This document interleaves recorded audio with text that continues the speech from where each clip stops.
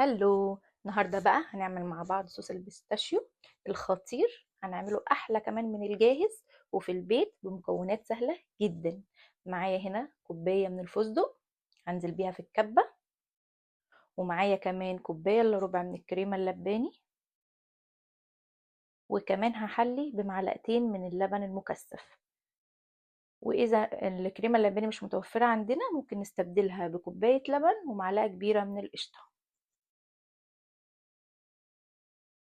وبعد كده هنا بقى هضرب كل المكونات مع بعض حلو خالص. هنا بقى انا نقلتهم في الخلاط ده اللي هو بتاع الفاكهة، عشان حسيت في الكبة مش مضروبين حلو. وهنا كنت خلصت. اذا حسيتوا ان الصوص تقيل معاكم شوية تقدروا تخففوه بشوية لبن، تتحكموا في السمك باللبن. وده الشكل النهائي بتاعه. جربوه هيعجبكم احلى من الجاهز. لايك وشير وباي.